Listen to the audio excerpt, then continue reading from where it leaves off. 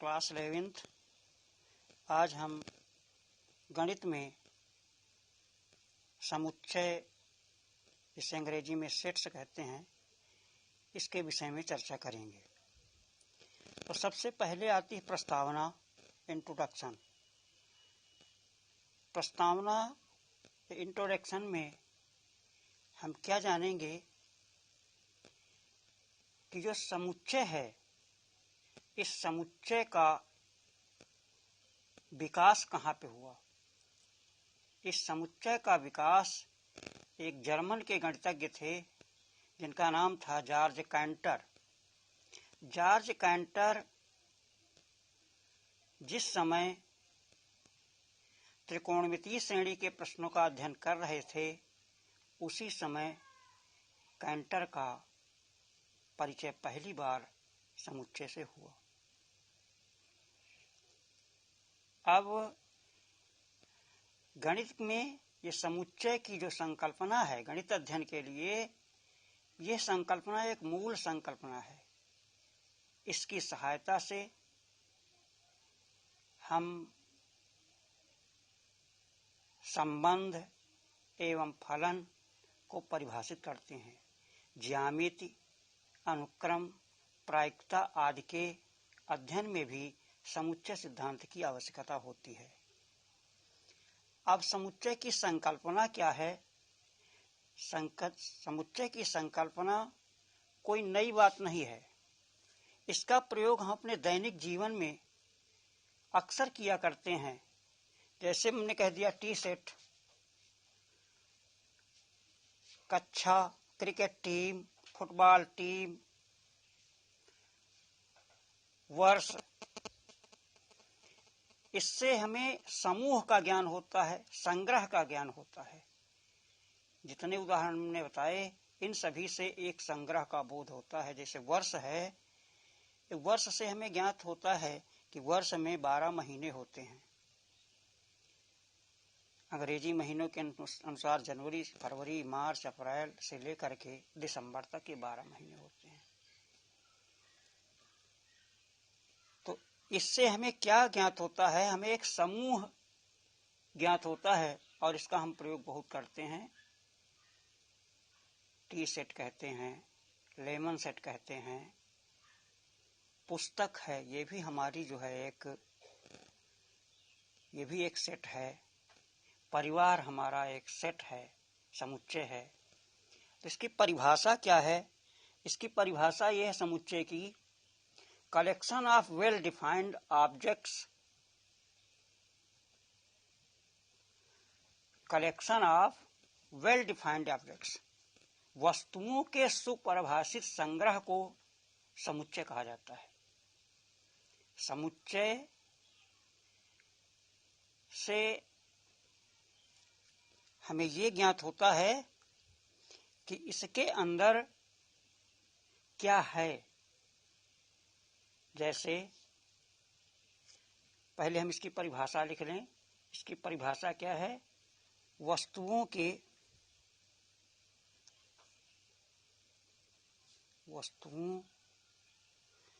के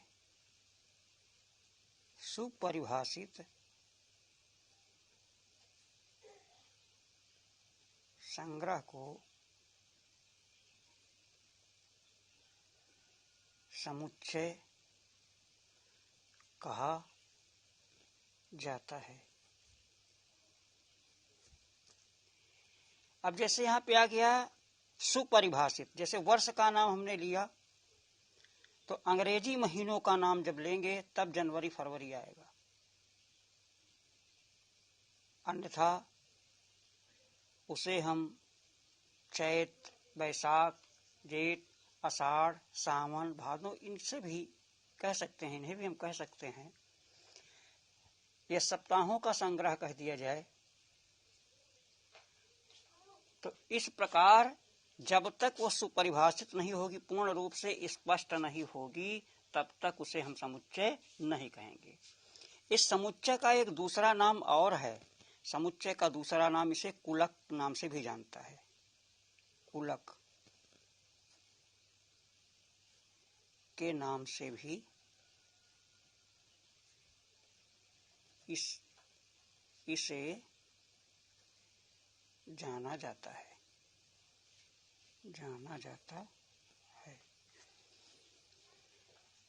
अब आइए इस परिभाषा के बाद हम इसका उदाहरण देखेंगे।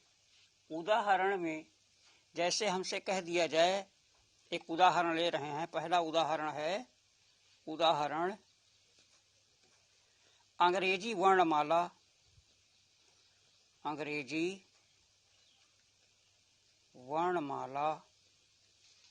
में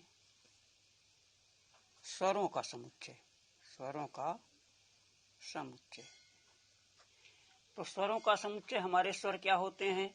स्वर हमारे होते हैं ए ई आई ओ यू। स्वर क्या होते हैं? ए ई आई ओ यू। अगर व्यंजनों को कह दिया जाए तो 26 अक्षरों में इन 5 अक्षरों को हटा देंगे। तो इस प्रकार ये हमारा उदाहरण है। यह कह दिया जाए कि भारतवर्ष के प्रधानमंत्रियों का समुच्चय आज तक जो हुए हैं, तो जितने प्रधानमंत्री हुए हैं उनके नाम लिखे जाएंगे। तो ये हमारे उदाहरण हुए। अब इसके बाद उदाहरण के बाद समुच्चय का संकेतन कैसे किया जाता है, इसका समुच्चय संकेतन।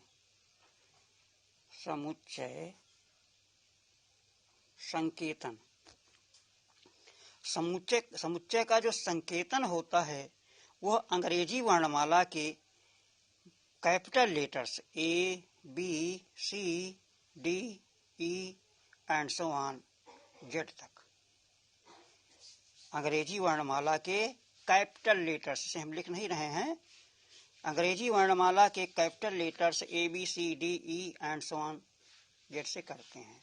तथा इसके जो अवयव हैं,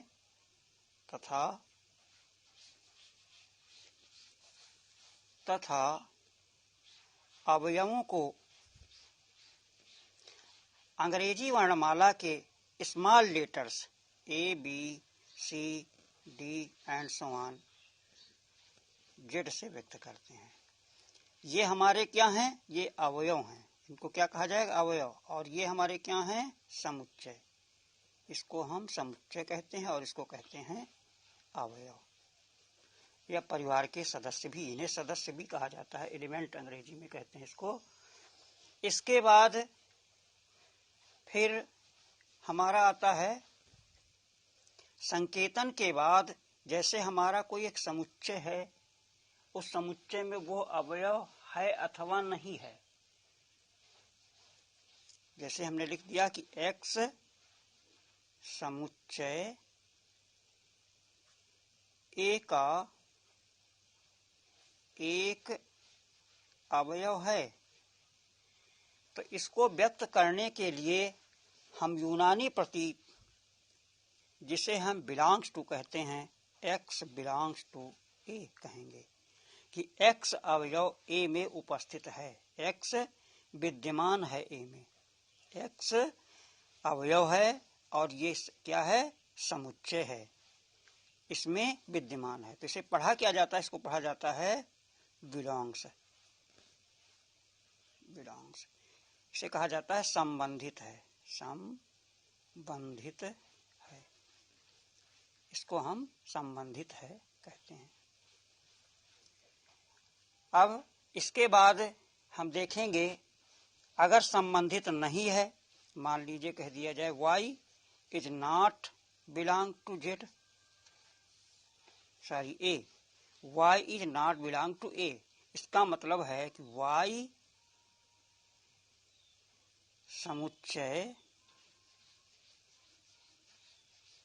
ए का एक अवयव नहीं है।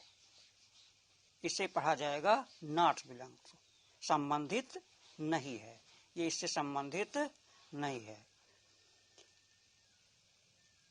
तो अगर अवयव है उसका तो उसे बिलोंग्स टू, और अवयव नहीं है तो हम लिखेंगे नॉट बिलोंग टू। तो ये उसका होता है यूनानी प्रतीक, हमारा बिलोंग्स टू है। इस प्रकार हम प्रदर्शित करते हैं। फिर आता है समुच्चय का निरूपण। अब समुच्चय का हम निरूपण कैसे करते हैं। समुच्चय का निरूपण, थोड़ा यहाँ ध्यान देने योग्य बात है कि एक बार हमने समुच्चय का संकेतन बताया और दोबारा बता रहे हैं समुच्चय का निरूपण। कभी कभी बच्चे जो है निरूपण को संकेतन कह देते हैं, संकेतन को निरूपण कह देते हैं। ऐसा नहीं करना चाहिए। निरूपण मतलब उसका एक रूप देना, और संकेत का मतलब होता है इंगित करना, इशारा। तो समुच्चय का जो निरूपण होता है वो दो विधियों से होता है। समुच्चय का निरूपण हम दो विधियों से करते हैं।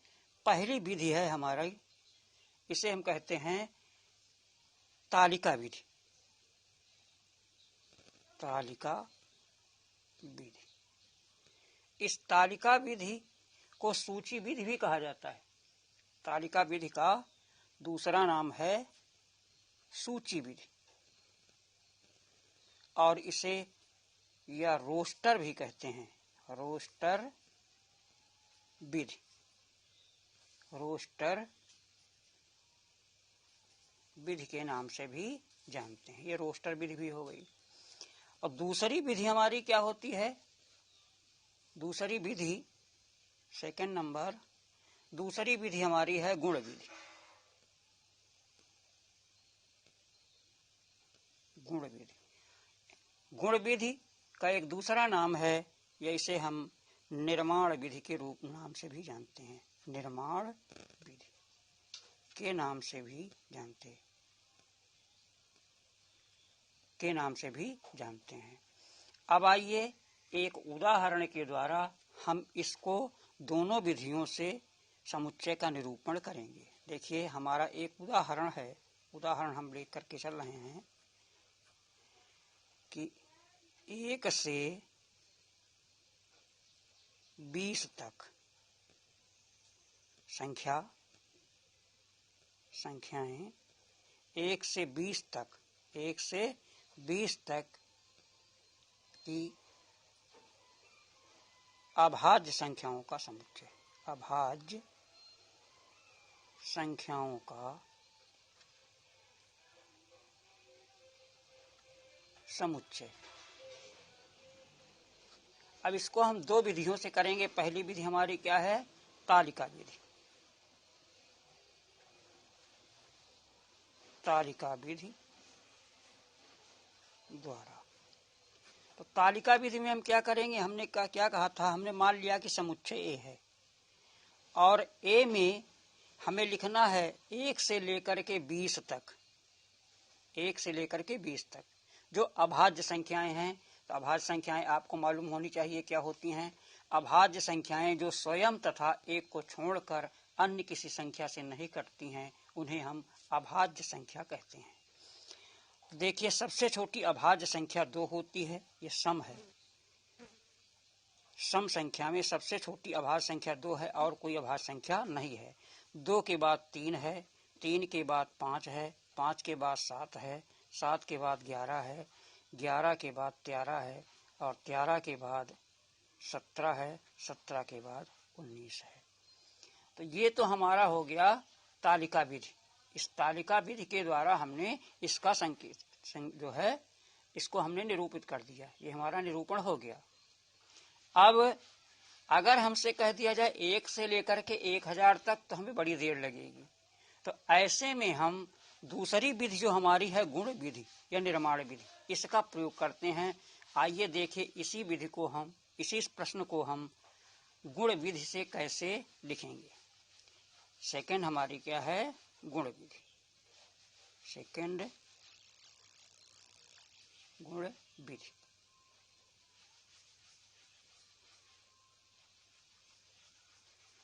हमने फिर समुच्चय का संकेतन ए से किया और उसके अंदर हमने लिखा x सच दैट। ये दो बिंदियां जो रखी जाती हैं इसे अनुपात में पढ़ते हैं, लेकिन यहाँ पे हम सच दैट पढ़ते हैं।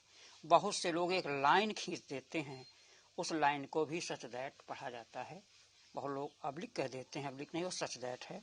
जो लाइन खींची जाएगी उसे क्या पढ़ा जाएगा, सच दैट। तो x, इसमें हम क्या लिखेंगे, x सच दैट x 1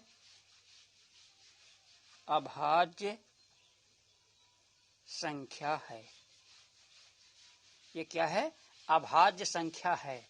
लेकिन अब कहां तक होगी जाकर के? हम लिखेंगे 1 से